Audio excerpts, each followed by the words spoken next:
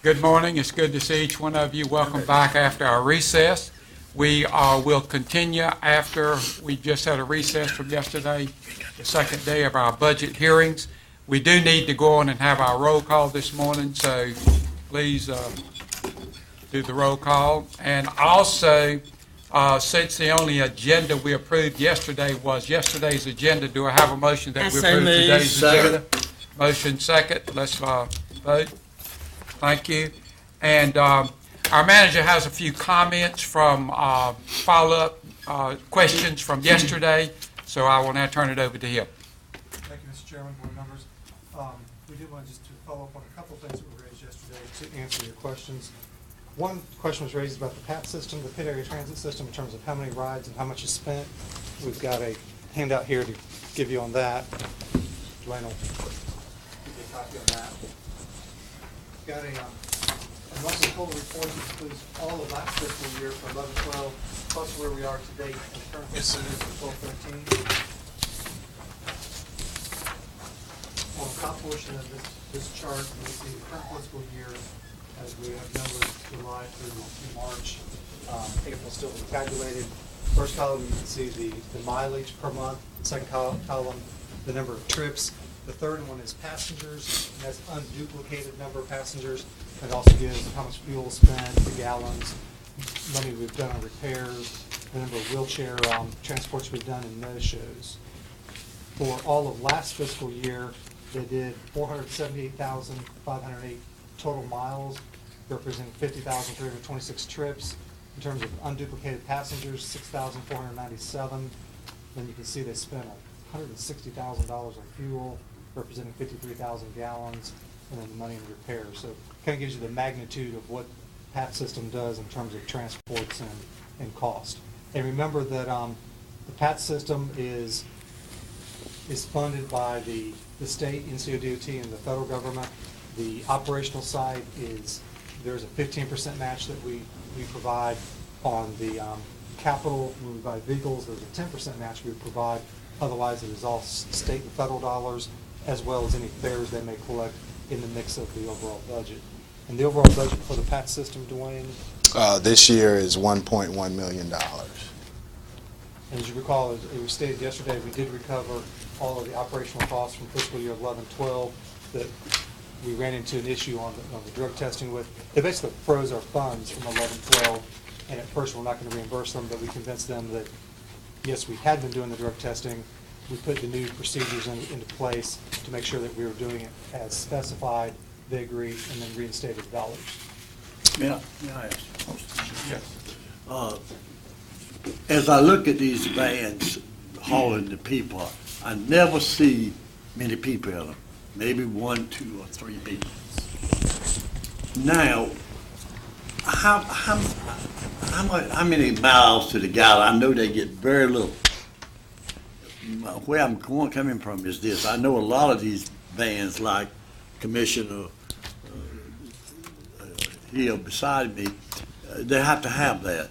But why don't we have smaller vans, or certain numbers of them, that when they know they aren't going to have but 2 or 3 people to go, and instead of getting 5 miles to the gallon, they would get 20 miles to the gallon? I know DOT a lot of times will specify what vans they want the county to buy in the fleet. Mike? That's what Michael said. Yeah. Okay. So we're pretty much dictated as to, from DOT, what type of van to buy. Well, what has DOT got to do with this? DOT is paying 90% of the cost of that van that they supply to the county. Right. They pay. All right, who pays for all of the gasoline? Well, again, the operational costs, 85% of that is paid by the state and the feds. There's the fares that we raise on some of the rural general public trips help offset that cost as well. Otherwise, there's a 15% match the county provides. So in other words, as we see these figures, we aren't really paying that. We're getting reimbursed. A very small percentage. But you don't have that there, so people like me would not know the difference, is what I'm saying. It's costing us very little. Correct. Money, but because we're being subsidized. The other thing I would note is that the department has been able to drive down the county subsidy. So even the amount that we're looking at subsidizing in next year's budget is smaller than we have this year because of some of those operational efficiencies that have been put into place. Dwayne, the next question that I have is, there are, as I look out there, maybe 20 of them. Correct? How many do you have total? Do you know? Mike? Mike? Well, I've got a reason I'm going this way. There are 15 active vans, and then by the Federal Transportation Authority, we have to maintain a certain percentage in case one is broke down. So in total, we have about 19. I knew around We have 20 been because I working, counted. we have been working those down, and another 4 will come off after they're replaced this year. But all that procurement is done through the state office. And see, I get a complaint once in a while, say it goes all the way out to Falkland. All right, and then but it costs them so much, they get very little money. They make very little per hour. And they complain about what it costs. Then when I checked into it, when you just go out and pick up one, the price is up. No, Or they don't want to go get them or something. They were having problems. Rural General Public, there's different types of transportation. Rural General Public is a $7 fare one way, All right. regardless of your location. And the Anywhere in intention- Pitt County. And the intention of that is to try to make it affordable for those to get into town versus a mileage base. Some of the transportation is mileage based That's why. for other services. And that's a coordinated transportation. If you have the more paying passengers, then they share the cost of that mileage rate. Yeah, that's why they were really about a year ago when I was having 2 places in Pitt County. One was over at Falkland, the other side of Falkland, and they could not get to the east of east because of that. And I never did succeed in doing what they wanted me to do though. But this is where I'm going to. Now, how many of these vans are being used on the average? I know you got to have extra ones, just like you said. But do we ever use all those vans, Mike? During the day? Yeah. Not every van, because some vans are for, Different things. right. But on an active basis, you have 13 to 15 vans active every day. Every day. But they may not be running 8 hours a day, which is why we have done some part-time drivers in addition to full-time, because everything doesn't come in 8-hour increments. Uh-huh. And that's one of the ways we've been able to drive the cost down, because you're not paying a driver to sit and wait for somebody to call for service. And they just put you out, that's their job, and then they go on.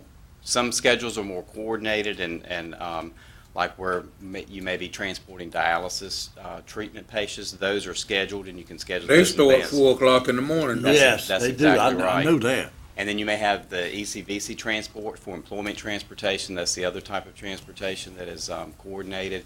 Yeah. And then maybe activities such as council on aging or Yeah.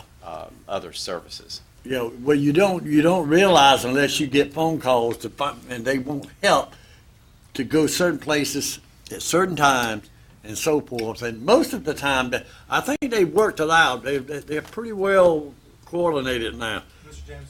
When they do the coordinated, they try to pick up 3 or 4 or 5, as many people as Yeah. they can on a coordinated route. If everybody needs to go to dialysis so they're not trying to transport one person. Right. So there's 3 different types of trips, primarily the coordinated human service transportation, which we just talked about.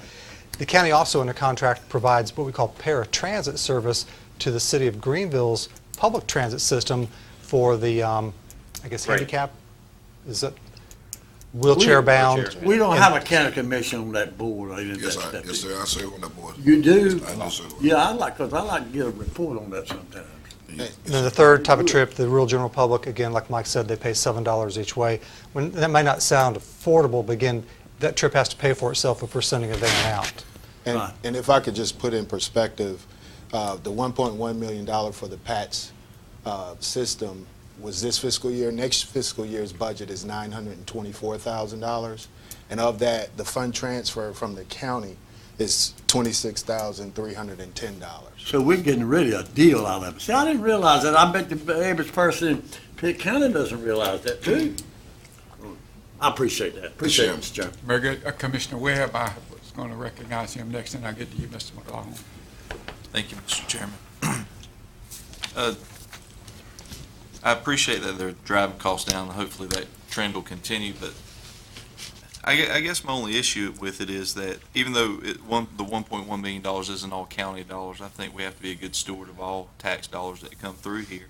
And we're spending $1.1 million on less than 7,000 people. I know that the dollars are allocated that way, and that's the way they come from DOT, but and I'm not asking for drastic changes. I'm asking for continued improvement in driving costs down as we move forward, because I know there's people out there that need the service, but that's a lot of money to spend on 4% of the population for a transit service that we end up plugging holes. It loses money every year. And we say it loses less, but losing less is still losing. And so just increased efficiency is what I'm looking for there. And I appreciate it because they've come quite some distance in efficiency over the last several years. But again, that is a lot of money. $7 per person per year. Mr., I've got to say this, but these people that are being served, they are the people that are the most needed in Pitt County. They got nothing. They don't have a vehicle. They don't have any way to get to work. And if we didn't serve these people to get them to Easter Visa, they would not be able to have a thing in the world to do. So you keep that in mind as time goes forward. Mr. Chairman, that's why I'm not asking that we get rid of the program. I'm asking for increased efficiency since we're paying for the program and using tax dollars from every level. That would just increase efficiency. I think it is a necessary and needed thing to serve, but we have to make sure we're delivering the most efficient services. Thank you. Very good. Commissioner McLaughlin. Thank you, Mr. Chairman. Mike, the unduplicated passengers, explain what to the public, what that means, please. Some passengers, like I just mentioned, for example, maybe a dialysis patient treatment, they're going to be transported several times during the month. So their trip, there are more than one trip for the month, but that unduplicated number for the passenger is just, it would count the passenger one time for the month. I must say, Mr. Chairman, that the PAT board has really been focused on this, Mr. James, to make sure that it's run efficiently. Mike is doing an outstanding job, and certainly we've come a long way since last year. We were in a little trouble, and because of the fine tuning, we have come out of the hold, and we're doing good financially now. So I'm particularly proud of what we are doing in terms and then reaching out to those most vulnerable passengers, Mr. James, as you indicated. I think that it's a true fact that we need to continue this service because, especially in the Bethel area and the rural area, it's certainly needed. And we're doing, I think we're doing due justice in trying to run that service. Thank you. One last thing I would add is this fiscal year, we will finish, excluding the reimbursement of last fiscal year's funds, the transportation system will finish revenue ahead of expenditures this fiscal year. Good. Commissioner Colson. Mike, I'd like to see the duplicated number because that really speaks to utilization. What you've done here by doing this, I understand why you did it, but it understates Correct. Utilization. So if you could get those numbers, I'd Sure. appreciate it. And we can even provide it by breakdown, which is one of the things we implemented this year at the direction of the PATS Advisory Board, is we can break that out by the types of services and individuals that we provide it to as well. All right, We can get thanks. you that. Any other questions? Mr. Manager, I have one question. Yes, sir.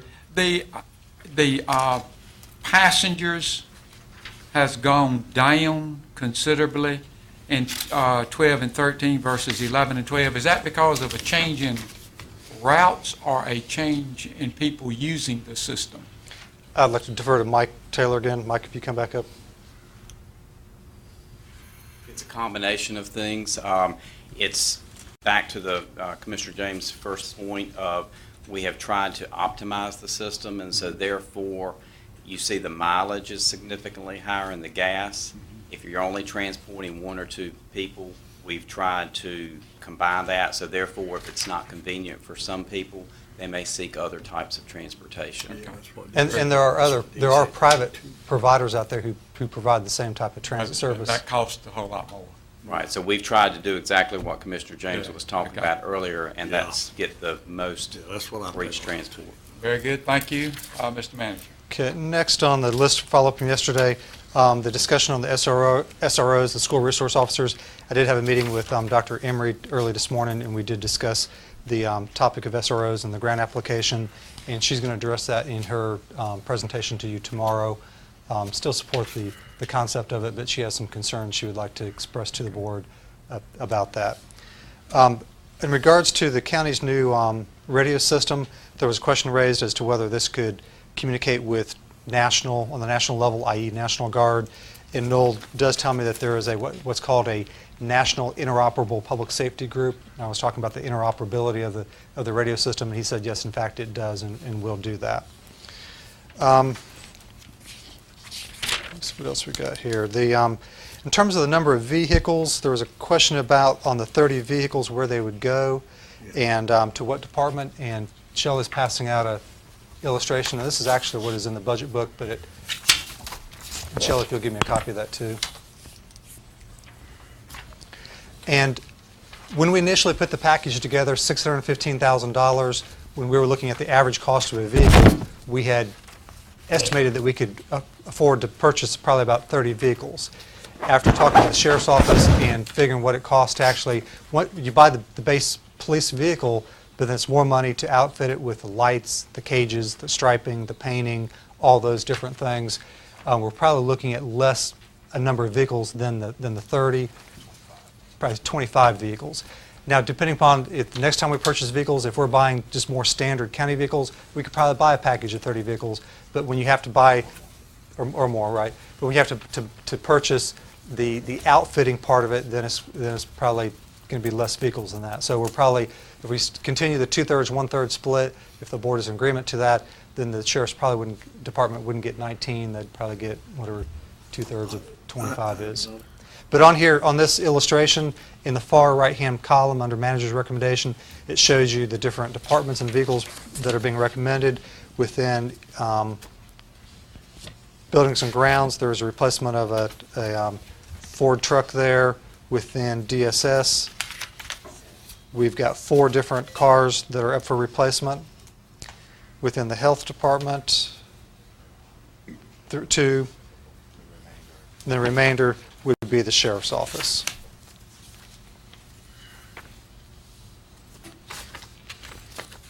So that, Commissioner James. You know, as I looked at this for DSS, their vehicles are only about $17,000. I look at the sheriff, theirs is up there almost twice. In other words, Mr. Chairman, we could buy 2 vehicles for them while we're buying one for the other. And these people, let me say to you, they that go out and visit at night, they need good automobiles, dependable vehicles. And I think it's our duty and responsibility to make sure that they're our people. They're working for us. And we need to make sure that we look out for them. And I don't know, as I looked there, I didn't see but 4. Well, we're giving 4 of the 8. so that's in this funding environment, that's a pretty good allocation. Well, how many cars do they have in their fleet? See, this is where I want to go to now. How many cars do they have in their fleet to begin with? We can come back to you. I thought that they were up there second in Pitt County as far as the number.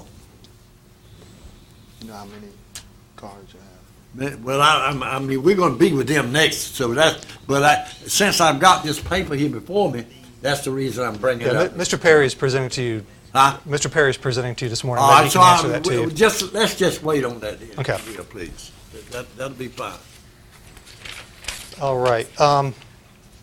Otherwise, there was a question at the end of the meeting yesterday about the county's prior membership with the Greenville Pitt County Chamber of Commerce, and that's about, the prior cost was about $1,200, $1,300. Again, that's not in this budget right now, but someone did question what that would cost if you were to direct us to pursue that. And Mr. Chairman, that's all I had, unless there were other questions I did not There was address. one question that was asked, that was even mentioned in the paper this morning, and that was about the assignment of the vehicles that was purchased Yes. this year. Yeah, you're right. We're still pursuing that with the sheriff's office. Okay. Yeah, I'm sorry. Whether Thank new, used, the cost paid, Right. the position Who they're that- assigned who to. was assigned to, Yeah, I'm yes. sorry. And, Okay, excuse any me, other questions? Well, one other thing was that the .5, I guess we're going to hear about that later, for the health department. I was assuming we would probably discuss that in our final Yeah. exhortation to the manager Yeah. at the end of these budget sessions, because Okay. there may be some other issues we Well, want we to were just add to bringing that. up some of this Yes. other stuff. I just wanted to make sure. Very good, thank you. Any other questions or comments? Otherwise, we will continue, and the next on our agenda will be Mr. George Perry with Social Services. Good morning. Good morning. It is my pleasure to present to you our budget for fiscal year 2013-2014. I have my management team staff here with me as well, so we're able to answer any questions. Before I get started looking at the budget, I would like to give you some of the highlights for the last year so we can see what's been happening within the Department of Social Services. In calendar year 2012, we collected over $14 million in child support. We enabled 90 heads of household to enter gainful employment. That was in our Work First Cash Assistance Program. We provided over 27,000 Medicaid to adults and children. In our Health Choice Program, we provided coverage to over 2,300 children. And Health Choice is when individuals are not eligible for the regular Medicaid program. In our food stamp program, we have over 16,500 households receiving food stamps, and that's an average of 34,675 people a month. That is an increase of 7.25% from the previous year. In our crisis intervention program, we served over 4,583 households. This year, we have ran out of our crisis intervention money. We ran out of that in April, so we have no funds available in the crisis intervention program. And that program was designed to help people with heating and cooling related emergencies. Also, in our FEMA emergency assistance, Progress Energy, Greenville Neighbor to Neighbor, and the Town of Aid program, we served over 384 households. We have also ran out of our FEMA emergency assistance as well. This is showing that even though we are saying that we are increasing, the economy is coming around, we still have quite a few individuals that are still dependent upon Pitt County Department of Social Services to provide those different services that they need. In our low-income energy assistance program, we helped 1,777 households. That was a total of $389,000 distributed in that program. And you look at our services program, you can see the number of reports that we received in adult protective services, child protective services, and in our foster care program. In our foster care program, we had 97 children in our legal custody at the end of December, and we had 32 children that left custody during 2012. In our foster care program, we are responsible for providing Christmas and different things for those children. So each year we run during the month October through December, we run our Christmas program to involve the community so that we can make sure that the children that we have in our custody have Christmas as well as the other children.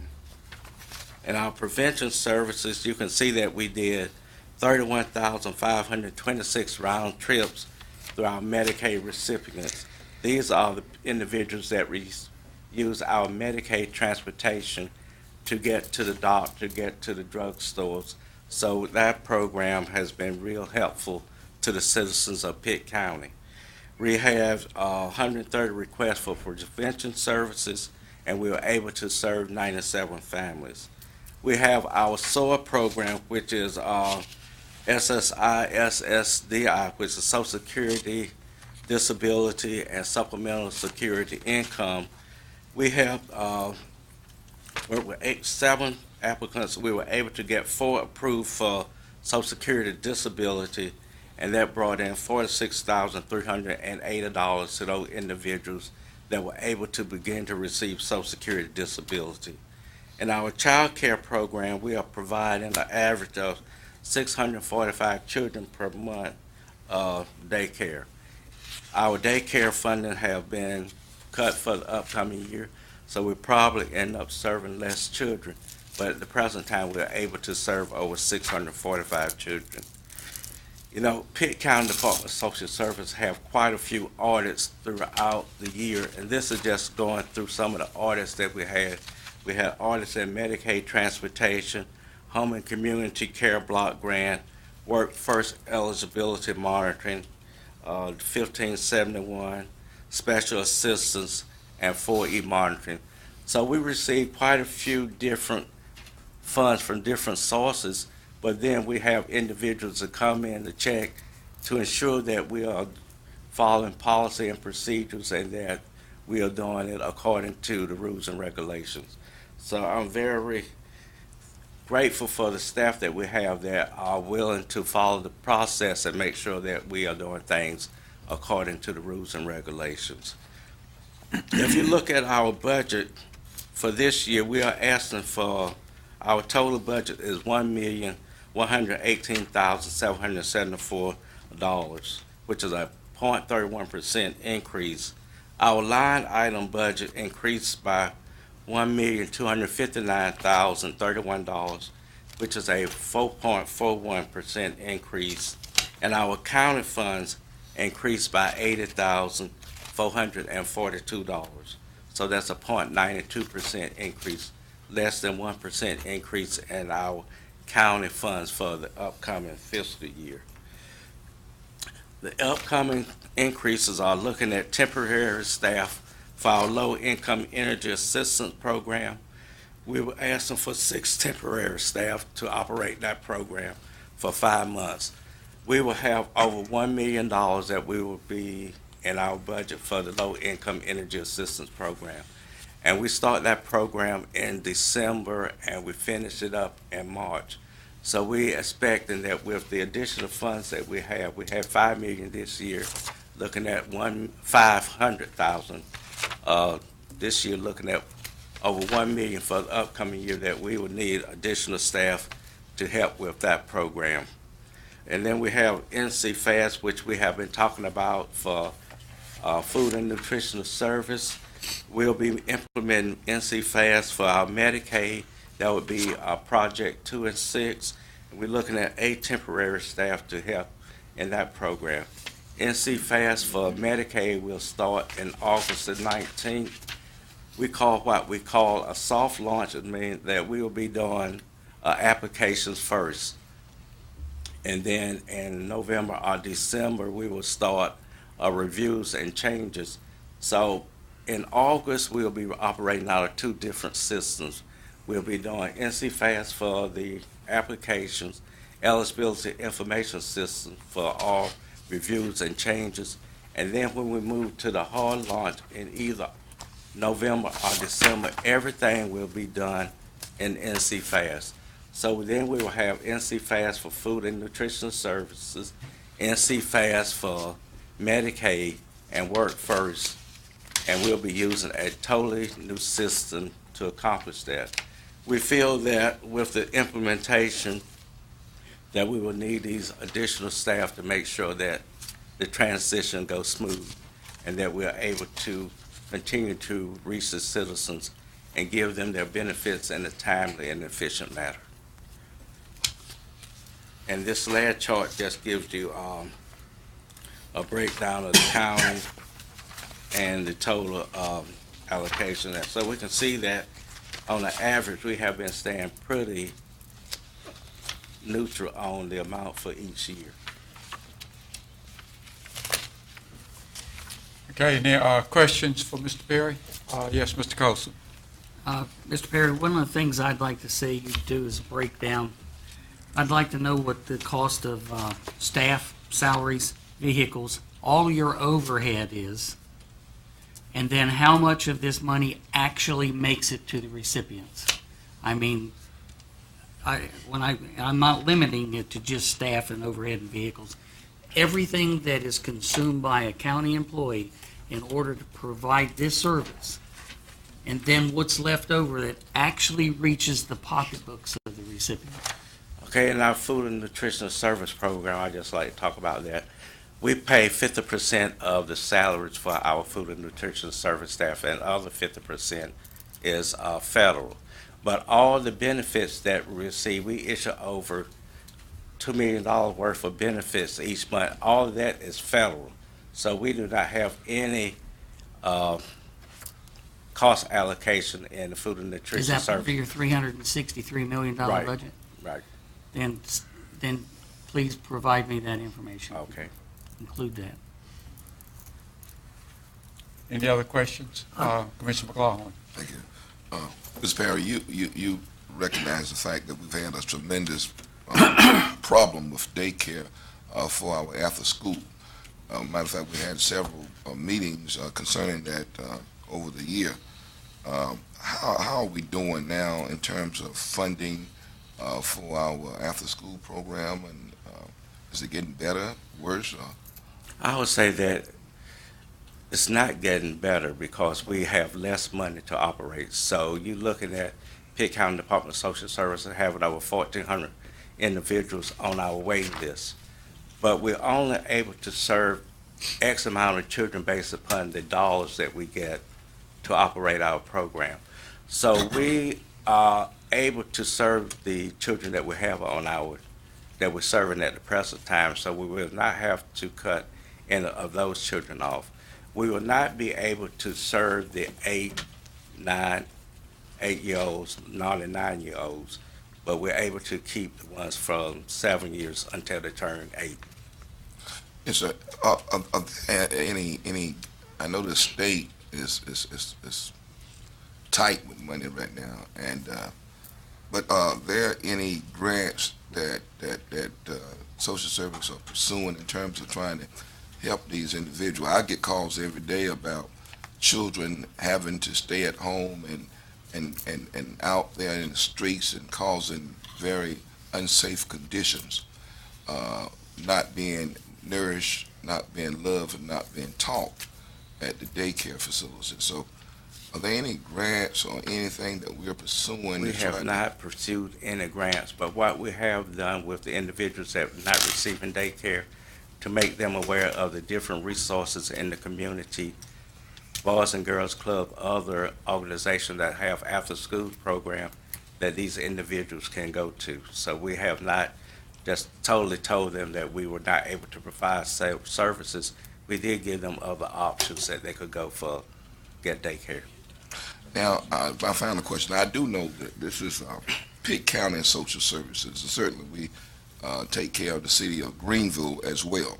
So county, to your knowledge, and just from my understanding, does the city of Greenville have any kind of special funding that they help the county or help you with some of the services that's being rendered? Only service that Greenville help us with is the Neighbor to Neighbor program through the Greenville Utility Commission.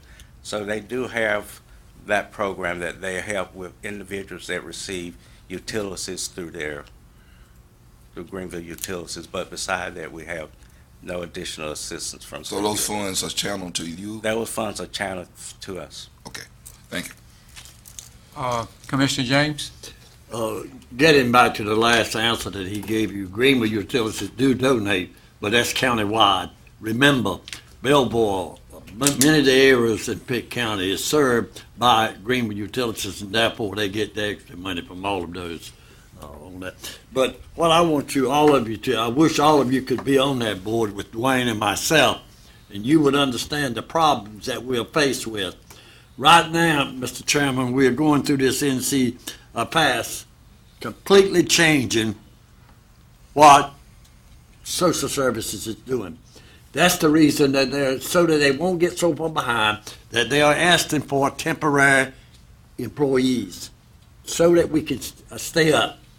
If you would go out there across the river 4 months ago and been out there at 7:30 to 8 o'clock and saw the number of people that were in line, you see what I'm talking about. That's the reason we made television, of course, too. And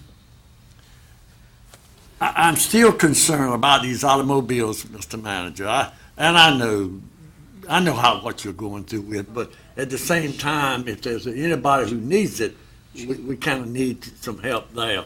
And I really believe that after being there, and I hear a lot of talk about food stamps and about they go through, they've got this card, and they get on the outside, and they sell the food and get cash money for it and all this mess.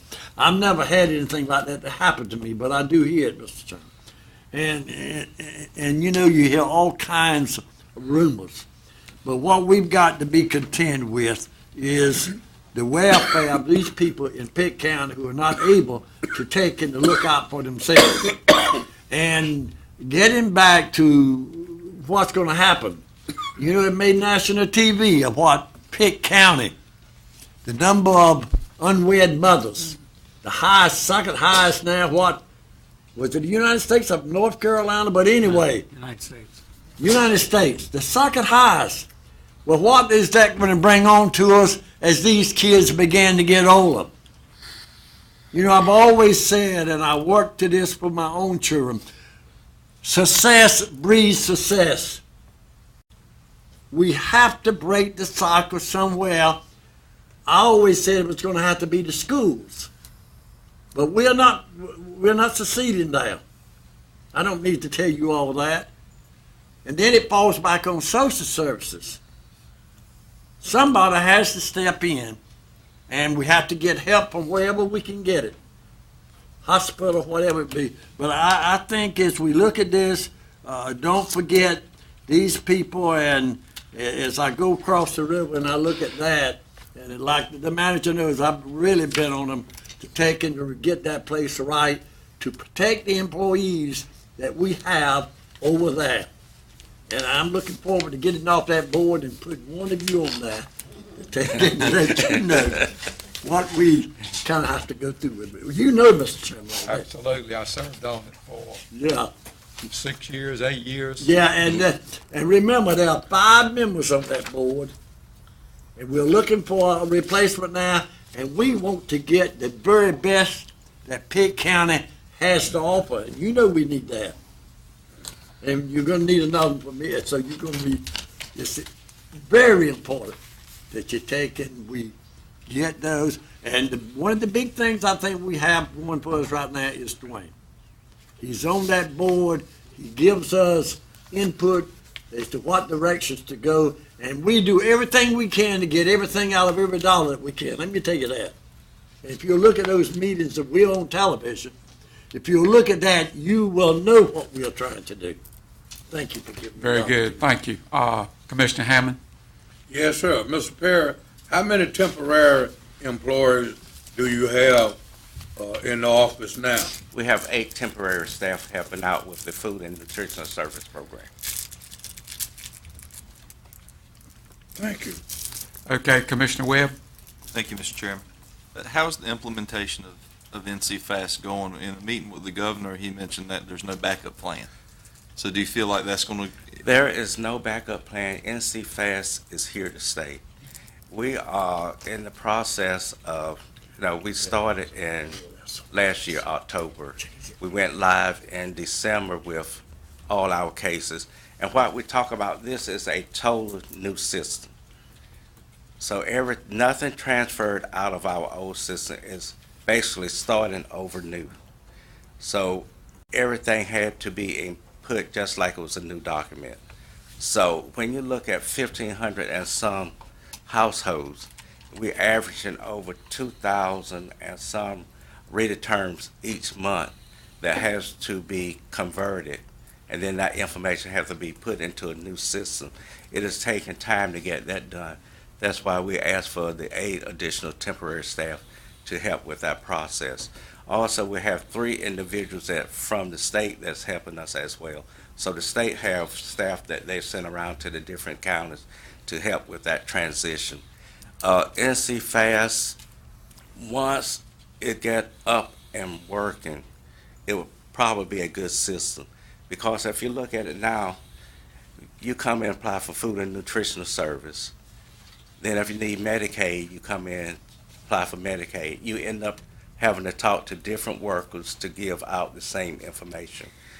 NC Fast will have us doing a universal worker, which if you need food and nutritional service, you need Medicaid, that one worker will be able to do all of that. So in the back of the system is all the rules, the policies, and the system will do that based upon you inputting that information. So I think in the long run, it would be better for the citizens of Pitt County. They would not have to make 2 visits to the agency to complete the information. We would not have to contact employers twice for verification. It's just a matter that everything is new and that there's not a backup plan, because if the computer system goes down, then that means that as far as keying anything, there's nothing you can do at that point in time. So we just got to make sure that we have enough bandwidth that as we bring on the different programs, that everything will be able to go through the system. We have been working close with Mike Teller on that to make sure that we have enough bandwidth and that we have the right computers and everything to get the job done. Are there any staff, I know you mentioned that there's a waiting list, and are there any staff dedicated to getting people plugged into Pitt Community College to get their GEDs, to get some training? Because I think the last that I heard, the last information I had was there's over 500 unfilled positions in Pitt County that are livable wage positions, and really all you need is a GED and the certificate. Most of it has to do with donning specific type of equipment out at DSM to make $15+ an hour. We have one staff from Pitt Community College that housed in our building. I think it's the TRIO program. And so we have one staff that at the Department of Social Services at the Human Services Center that working with our clientele as they come in. Thank you. And I think, as Mr. James pointed out, as the breakdown of the family continues, the budget of DSS and these programs are going to continue to expand as we have, I think Mr. Colson mentioned yesterday, follow this nation. And some emphasis needs to be put on it. Thank you, Mr. Chairman. Very good. Commissioner Owens. Mr. Perry, I want to thank you and your staff for helping the people that need the help the most. But did I understand you to say that from December to March, you received $1 million, and that's why you needed some of this temporary help to ensure the distribution of that? Yeah, next year we will have, in our upcoming budget, we will have over $1 million for our low-income energy assistance program. And that program starts in December of 2013, and we finish in March of 2014. Have you seen the manager's recommended budget for this year? Yes, we were in agreement with those positions. So this $126,000 that he's allotted would take care of the 8 NC Fast that you need? Right. Thank you, sir. Very good. Commissioner Johnson. Thank you, Mr. Chairman. I believe you still have Work First, do you not? Right. I'm most appreciative for what you and your staff does in terms of Work First. It appears to me that is one way to help us improve services to the people. Thank you very much. Thank you. Any additional questions, Commissioner Hammond? Yes, sir, Mr. Perry, in order to incorporate the due system in North Carolina Fast, did you have to have any new software, new hardware, software like computer? No, we were able to use the computers that we had. This is a web-based system, so we just need to make sure that we had enough bandwidth with the information coming in, going out, with all staff using the system, that there was not any slow time getting the information processed. So Mike and his department has been great working with us on that. Do you have any new mandates from Raleigh relative to the new system? No, we do not have any new mandates. The mandates that we have is to process our applications within 30 days, to do the reviews and to redetermine timely. As we move into Medicaid, we're still operating under what we call Alexander versus Flaherty court order, which gives us 45 days to process our applications. So everything will be the same. It's just a matter that we will use a different system to accomplish those things. Mr. Manager, did you have some comments? Yes, sir. Just want to point out. The NC-FAST, that once NC-FAST is totally implemented, once all the cases, whether it's the food stamps or Medicaid or the other components of NC-FAST, what Mr. Perry and I have discussed and what we're anticipating for the future is that actually will be more effective and efficient, those buzzwords we like to use, within DSS. And actually, we anticipate it may take less staff to provide the services that are needed. And one of the beauties of Pitt County in terms of what we've gone through in terms of creating this structurally balanced budget is the fact that we've reduced a number of positions within DSS. Some of the transitional work that's needed to input all this data, we're hiring part-time workers for. So we feel like that once NC-FAST is totally up and operational, we're not going to be like other counties in North Carolina that will probably need to cut their workforce because they have too many people working. We have pretty much already gone through that exercise. So I just want to point that out, that this will make us more efficient from that standpoint, and that we technically already have less staff, and we're utilizing the temporary staff to help us transition into the new program. So that will help us to get our workload versus employee better in line. Okay, good. Any other questions for Mr. Perry? I have one, and you may not have this, but I'm just interested in it. In the foster care program, I know that you mentioned that during the fall of the year you asked for contributions from the community so that these kids will have a good Christmas, and I appreciate that program. I think it's a great program. Do you know what the total number of dollars are that you actually get in contributions from the public for that? Not off the top of my head. I would just be interested in knowing what that number is. I'll get that for you. Well, next year we'll come here, pass the plate around. I will tell you, I already participate in that. Oh, I know a lot of you do. And have been doing it, and I think it's a good program, and I support it. Yeah, I do too. I think it's good. Great. Okay. Any other questions? In conjunction with the foster program, I know that there is a lot of effort to get foster children placed in homes in Pitt County, and many of them go all the way and end up being adopted. Yes. And I know you all work very hard on that, and I think it's one of the most important jobs we do, because that really helps take care of some of our young people in this county. Thank you for that. You should have been at that meeting yesterday. We had 3 churches there with people who made talks pertaining to this, Commissioner Ward, and they were good. I mean, you would be proud of these churches as to what they are doing. Well, we have a great community, and our community will step up to the plate. That's why I was interested in knowing what that total number was, because I know that comes from contributions from the hearts of people who want to help our young people. Okay, any further questions or comments for Mr. Perry? Thank you very much, Mr. Perry. Thank you. The next thing on our agenda is a break. Do you want to take a 5-minute break or continue? We'll take a 5-minute break. Yeah, because next is going to be short We'll take a anyway. 5-minute break. Welcome back to our budget workshop. We will now continue with EMS. Mr. Lee. Thank you, Mr. Chairman and Commissioners, for giving us the opportunity this morning to present our budget to you. Scott had asked me if I would to present only 2 portions of our budget. I would like to say that emergency management, we do have 4 different divisions: 911, the Fire Marshal's Office, EMS, and actually emergency management. But this morning I'll be mainly just dealing with EMS and fire. So as we move along, in the outline that I did provide to you, you'll see a May 15th date. I had originally been asked to speak to you tomorrow, so overlooked that, and it's actually May 14th. You haven't missed a day. We are still here. So I do have with me this morning Alan Everett, our fire marshal, has come up, and Angela Brown, who is our EM planner, plus also helps with our financial portion of our budget. Just talk first about EMS. First, there are 10 squads in the county, 8 nonprofits, and 2 county-operated squads. I'm going to just provide you a little detail. I like what George Perry, he put some details up. I like that. Provided 11,584 hours of service in the calendar year 2012.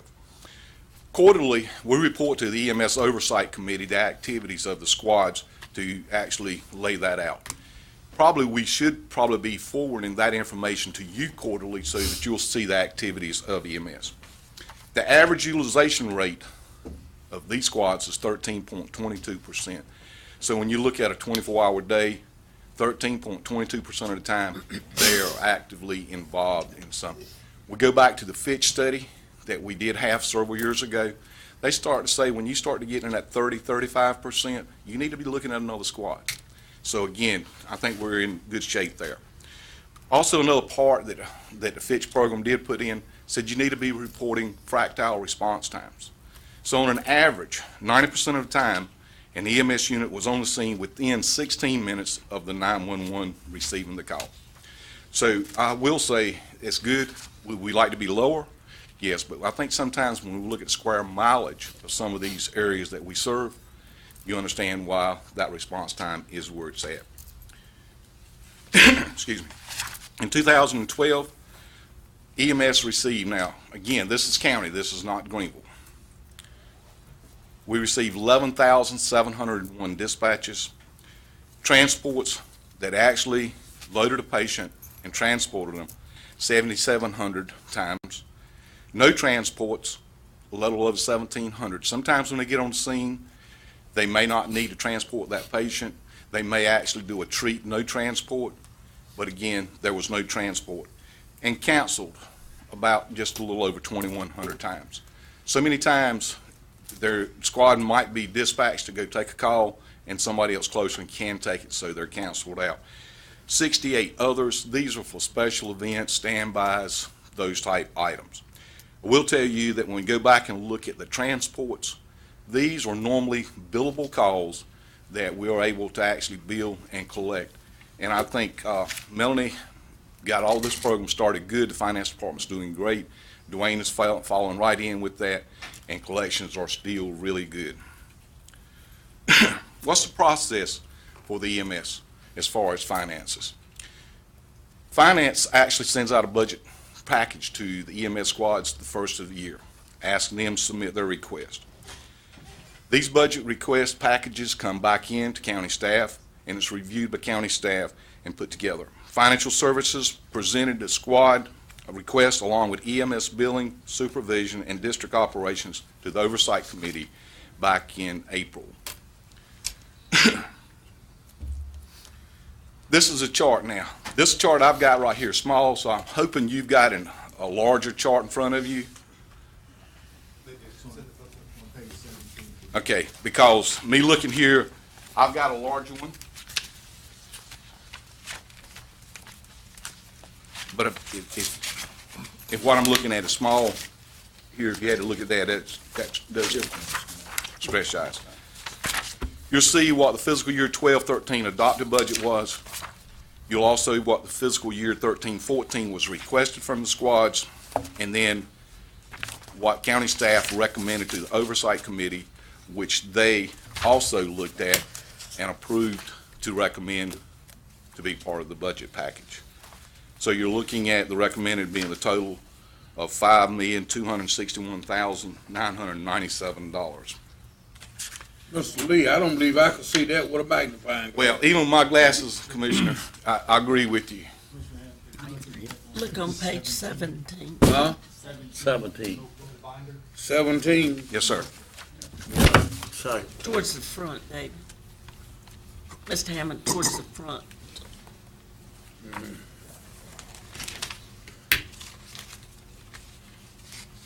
Thank you. That's a lot better, isn't it? Yes, it's much better. EMS oversight recommendation, fund EMS squads at $420,000. And do mention to you, this is an increase of $8,000 over last year's allocations. except for Fund Fountain at their requested amount of $386,970. And also another items, continue the fleet management program that we and the Oversight Committee did recommend and you adopted of 2 remounts plus 1 new ambulance. And again, this coming year will be the last year of that fleet management program. And we're already starting to look at maybe changing that name from fleet management to capital improvement CIPs. So we'll be working with this. I will tell you too that we'll be coming to you the June 20th with an item to accept for the fiscal year 12-13 the last part of the new ambulance bid proposal. So that'll be coming to you for that year. Fire departments. Within the fire departments, there are 20 different fire departments serving Pitt County. Now, when I say that, I'm saying for the rural settings of Pitt County. Again, we're not talking about Greenville Fire and Rescue. 17 are true rural departments that have no actual ties to a municipality. We do have 3 municipalities that we do contract with to provide the rural fire protection of that area, being Ayden, Bethel, and Farmville. Fire department activity. In 2012, they responded to 2,091 calls, so they were dispatched and rolled out. From the time that alarms was sounded till the time someone answered, that was within 2 minutes and 45 seconds. And this is the overall average of all dispatches. So for volunteers not at the station to respond in that length of time is great. They're making a good effort. Response time from whence they have received that alarm till they have arrived on the scene is 8 minutes. And that's an overall average. So when you start looking at the distance they have to travel, roll those pieces of equipment out, they're on the scene within 8 minutes.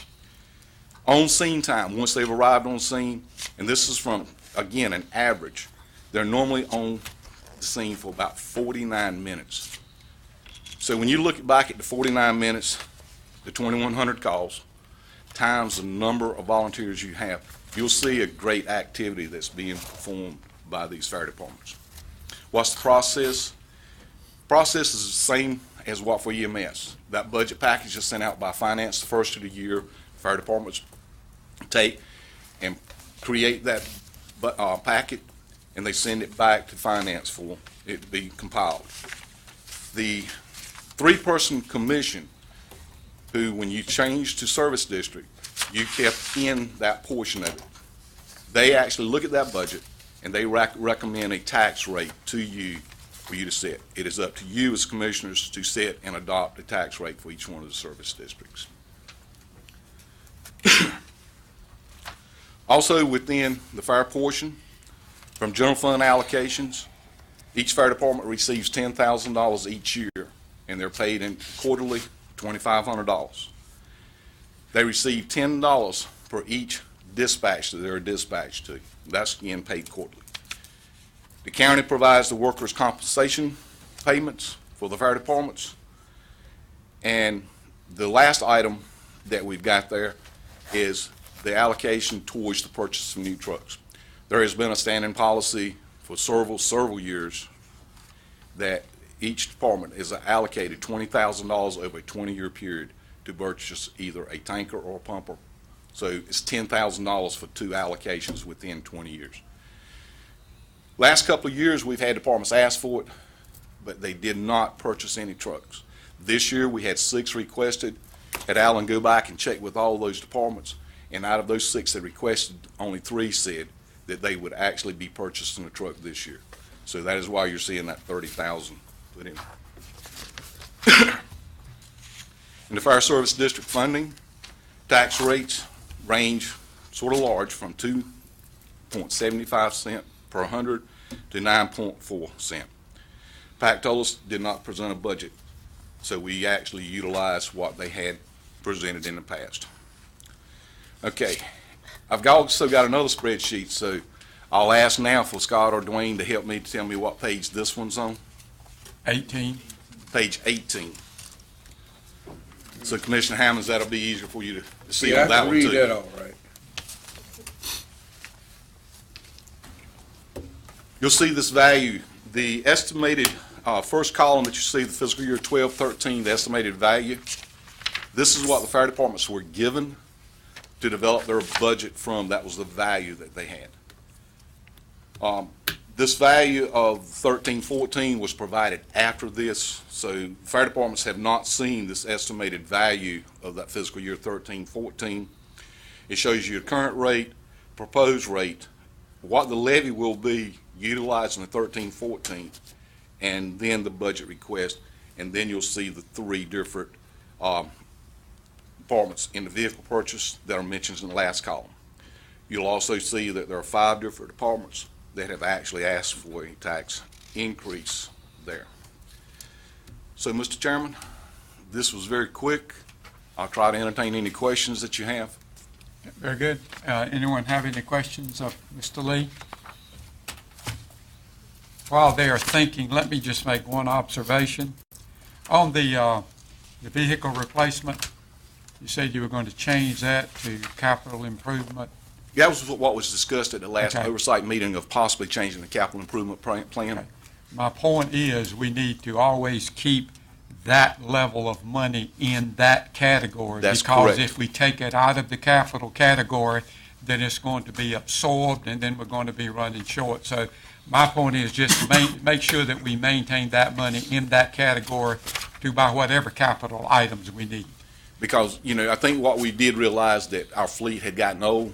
We needed to get it back up into a good plan. Right. That's why this coming year will be the last year of the fleet management program. Right. So as we move forward 14-15, maybe changing that name to capital improvement plan versus, fleet management. But it will have to include fleet management because we can't allow these vehicles to get back old. Right, and for the sake of everybody, I'm talking about EMS now. Yes. Okay, because I'm very pleased with the way we have the finances finally under control. You know how we struggled with that for years and years and years, and now it looks like we've got a fairly decent system. And again, I want to make sure that we don't overlook those capital needs that will be ongoing. They'll be ongoing. Thank you. Can I make a statement? Yes, Mr. I want to reiterate the fact that we have really come a long way. And the fact that in both of these areas, but particularly in the EMS, when you consider where we started, when the state said you're going to be in charge of it, and how hard this oversight committee has worked. And I think that it is very, very effective, and the results are here. I know for the past 3 years, we have really come, and thank you for your service on that committee. And I have Mr. turned that over Gates. to the capable hands of Commissioner Webb. Okay. Okay. He's got large Commissioner shoes to fill James? too, and I'll tell you that, following you. Oh, well, I take back that compliment. Normally, I have several questions. Yes, sir. From my own experience, I'm a retired volunteer fireman. I thought you were still active, sir. I still am. But I get paid for it now, Okay. and which is very good. So you're not a volunteer now, you're a paid firefighter? Yes. Okay. I well, to clarify, I'm not. But anyway, there are two things I want to stress, and both of them, because one of them happened to me, and that is EMS. When they came in 2 or 3 years ago, and I got a bill for $800 some. So I wrote them a check and I sent it in. I couldn't quite understand, and the manager remembers this, I'm sure. And I told him, I said, something must be wrong. Are they doing this to everybody? And I don't know the answer that I got, but I complained about it, and in a few days they sent me my check back for $800 some, the whole check. And then they said they had to apply for insurance, all this other stuff. But the reason I'm telling you this is because I've had this complaint before. What they need to do is to collect this money from the insurance, Medicare, or wherever they get it from, and then send the final check. And then it couldn't make it short. Finally got a check, and I only owed them $18 or something, which was so much better. But all the rest of it had been paid through other sources. Do you follow me? It's not only me that they did that too, but that happens to a lot of them. And I think if we could some way work that out so that when I got a bill, I got the correct bill and didn't have to worry about it. Have you got that fixed that way now?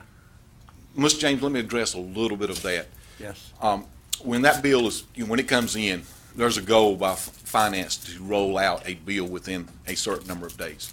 There may be additional information that was not obtained by the EMS or the hospital that provides us the ability to charge your insurance company or bill your insurance company. So sometimes that bill that you get is looking no more than a signature from you allowing us to go back to your insurance company to bill. So that's part of that. Now, again, you got to understand, your insurance comes in and pays, and a lot of times you've showed that your insurance did pay a lot towards that bill. But when we go back and we look back, and I showed you, I think it was 7,700 some calls that we actually transported. That is the billing part. I think what we're looking at now, we have just about maximized our transport amount coming in, our taxable income, to where we're about at a level now of what we're going to see as far as income to work from for this EMS. So until property values go up and things, it's going to be pretty much there. So again, always, if you get a bill, always question and ask that. Susan Britt does a great job with those billings. Well, let me say this, I didn't ask that question for me, I asked it for the public, so that the public would understand what is going on with that.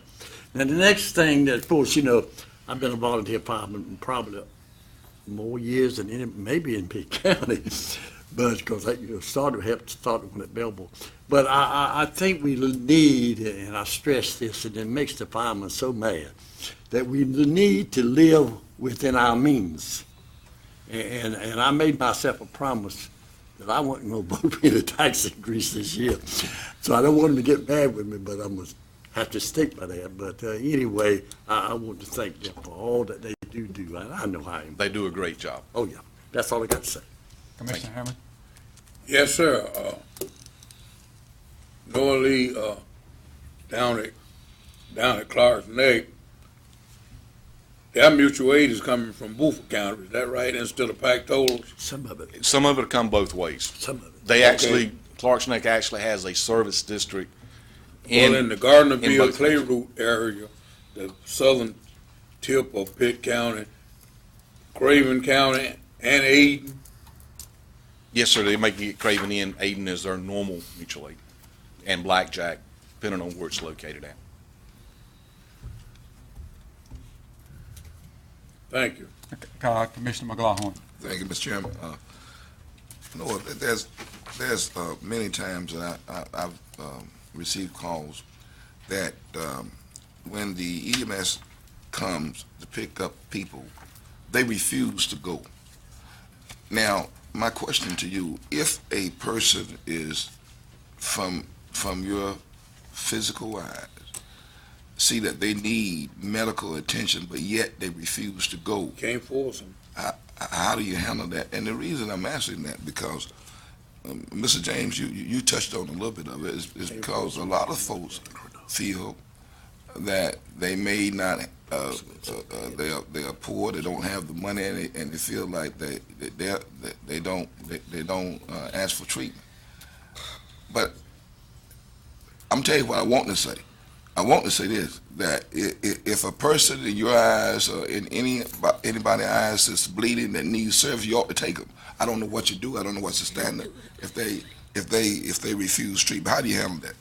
That's in a catch-22. You understand? Yeah. When a person doesn't want to be transported, it is hard to transport that individual.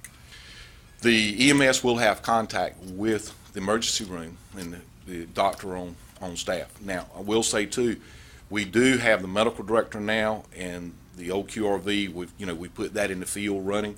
And sometimes that doctor may actually, if they're actually on duty, could go to there and try to, tell that person the importance of why they still have funeral homes too. Yes, sir. Also, if that person is deemed mentally incompetent in making that decision, we can actually go through the legal steps and working with the family to have that person transported. But again, To physically hold that person down and put them in that ambulance, you're not going to do that. You can't do that. But there are steps that we try to actually entice that individual to go. When deemed necessary. And it's not for the money, it's for the help. That's what I'm saying. And that's important. That is. Yes, sir. Commissioner Webb? Thank you, Mr. Chairman. No, roughly how many people do we have that are still in the 9 rating insurance district? 3, 5, about 5. Five Still. people. Oh, you talking about people? I'm talking about departments. No, 5 departments that have people out Yes. in their 9 rating. And I guess this next question is probably better for the manager. I've been in some discussions with some folks out in the Blackjack and not necessarily the Aden area, maybe more Stokes area, Stokestown, that are willing to band together and be subject to a special levy to fund a substation. And there's 2 departments that have already been discussing staffing it and putting a truck out at it to help bring insurance rates down for the people they're going to respond to anyway. Is that something that's one that we can legally do if those, maybe on a referendum, or if they're willing to band together? So 2 departments are willing to band together to create a substation to serve both districts? One's willing to staff, and this is all preliminary, Right. and, nothing's been written down, but one has been willing to staff and one's willing to supply a truck. They just have to have the building that meets those specs, which are pretty minimum specs, but the people there are willing to pay for it. Obviously, we're not in the building business, but they're willing to be subject to a special levy. And Well, in terms of special levy, I'll defer to the attorney, but other than a special levy, they could have a interlocal agreement between the 2 of them, raise the tax in both districts to pay for the cost of that. Probably one of the 2 districts would have to be the lead in it, but in terms of a special levy within a fire district, I'll let Janice. There can be a special assessment process that we could follow. We need more details and information about the area that it would cover. The purpose would be an allowable purpose for a special assessment, and then there would be a hearing, a process with public hearings that you would need to follow if you wanted to consider that further. But there is a legal mechanism to accomplish that. And that's what I wanted to check, because He needs to answer that question. And I think one more to You add to just that one. started it. That once, just because you have a station That within. station don't mean So anything. that would help as far as what we consider our dead zones or our areas that were outside of a 6-mile district. But if you're bringing them back into a 5-mile to where they may be actually getting reduced on ISO, which I think is what you're referring to, we got to understand that you've got to meet the criteria of the Office of State Fire Marshal of equipment, training, being able to provide certain evolutions, many different things they have to meet so that grade is graded and set. So just by putting that station may not accomplish, you'd have to be sure that manpower is able to meet that different criteria set. And that's very preliminary, just while I had you here, and we're talking about money. I will say, from last year, you remember Grifton was going to build a substation, and that station has been brought online. We're now working with OSFM to get that area reevaluated. So that Grifton, it's out on Stokestown, St. John's Road. Right. That one is up, so we're close there. And we have a motivated group of citizens. Again, there's still a lot to do, and there's still some things that I'm going to need to involve you in, but I just wanted to see if, the idea was even feasible for that to happen. And now that we know that, we can start having more of a movement with it. Thank you, Mr. Chairman. But I think it needs to be coordinated. We just don't need to be Absolutely, running yes. roughshod. That's right. Be sure it's coordinated. We don't need to do something that all of a sudden says, well, that's not correct. I agree. Okay, are there any other questions for Mr. Lee? Any further discussions on EMS or fire? Okay, thank you very much, Mr. Lee. We appreciate your presentation. Thank you, sir. And hope your thumb gets better. Thank you. Okay, the next item on our agenda, you have anything to say, Mr. Manager? No, sir. Okay, we have discussion, questions, or directives. Anybody have any questions or directives to our manager? Any additional comments? If not, Mr. Manager, we have completed today, so we are ready to recess. And can I tell you, tomorrow you have scheduled on the agenda for the 3rd day for Wednesday, May the 15th, you have a presentation by the Greenville-Pitt County Commission Visitors Bureau. Next, you'll have the Development Commission, Wanda Uhas coming to give a presentation. then followed by Pitt Community College by Dr. Massey, and the Pitt County School System by Dr. Emery and Michael Cowan. Very good, thank you. Do I have a motion that we recess until tomorrow morning at 8:30? Motion second, let's vote.